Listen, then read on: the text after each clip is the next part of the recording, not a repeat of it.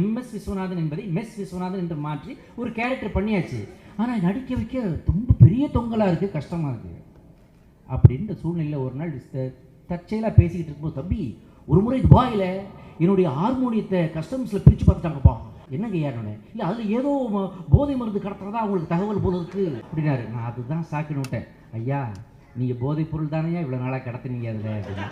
என்ன எத்தனை ஆயிரம் மெட்டுக்களை போட்டு எவ்வளவு போதைக்குள்ள எங்களை கொண்டு போனீங்கய்யா, இதை விட ஒரு போதை எங்களுக்கு கிடைக்குமா?